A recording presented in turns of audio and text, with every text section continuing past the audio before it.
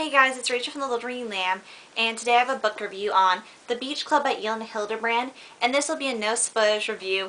And in case you haven't watched my videos or just need a refresher, I rate my books in 5 different categories: plot, characters, cover, suspense, and overall in terms of reading again very soon, 5 out of 5, not so soon, 1 out of 5, and if I'm looking down or over, I'm looking at my agenda. Anyway, a brief synopsis of this. Basically, it's a book where you follow many different characters, a few of the characters being Mac, Love, Vance, Cecily, Lacey, Bill, Therese, and stuff like that. And all these characters are connected because a beach club bonds them. The beach club is owned by Bill and Therese, and they have one daughter, Cecily. Mac is the manager of the hotel, and he's been working there for a while. Love is a new girl who's working the night desk. Vance has been working there just as long as Mac, but he is the, I think, bellhop or something like that. And then we have Lacey, who's the matriarch of the beach club. She's been there since Bill's father ran it, and she has her own little bungalow there. And then we have Maribel, who is Mac's girlfriend, and new guy Jem, who is, of course, new, and he's working under Vance's position.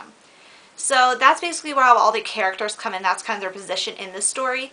And basically the story follows them starting, I think, in April or May all the way to September.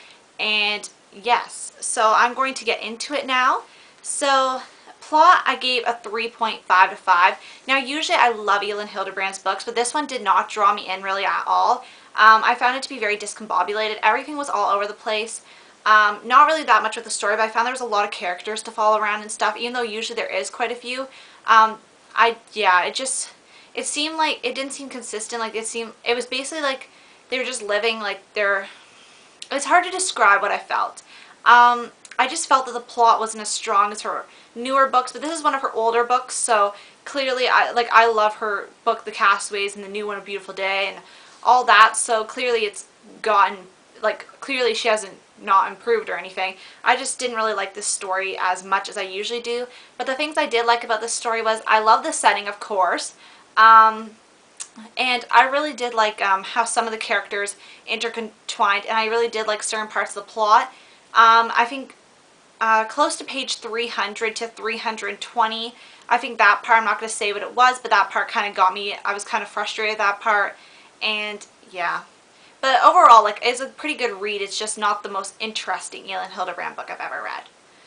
Characters, I give a 4.5 to 5, though I did really like all the characters. Some of the characters intermingled I didn't really like sometimes I was really angry at Maribel's character because she was kind of annoying, but at the same time you kind of get where that comes from. Also, one thing to mention, Jem's character, for some reason, which is way off kilter, I just imagine Jem as Jay Ellis from the game who plays Blue. I think that's his name, Jay Ellis. Maybe. That's who that reminded me of, and I don't know why. Yeah, but that's just a side note. But yeah, 4.5 on the characters. Also, I liked how the characters, certain characters had stronger bonds, and the only characters sometimes I didn't like were some of the hotel guests' story arcs, where it would discuss a problem that the hotel guests had. Such as the last one, I forget his name, but he was talking to Therese. Yeah. So anyway, cover 3 out of 5.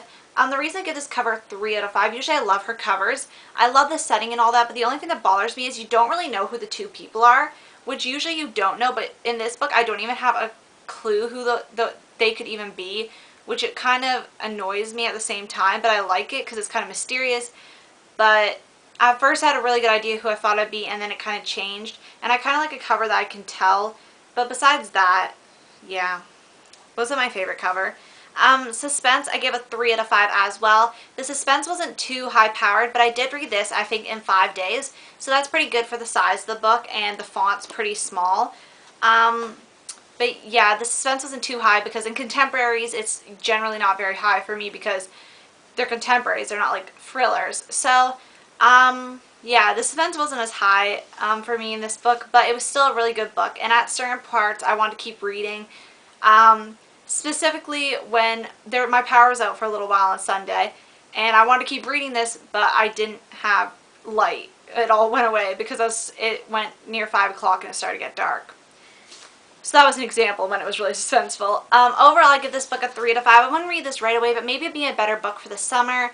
I'm pretty, I don't think anything was obstructing me from this, but maybe in the summer I might have a different viewpoint on it. Who knows? But it's definitely, I'll read it again in a little while if I were to reread it right away. Not quite too soon, but not too far away. Anyway, thanks guys for watching, and I'll see you guys later. Bye.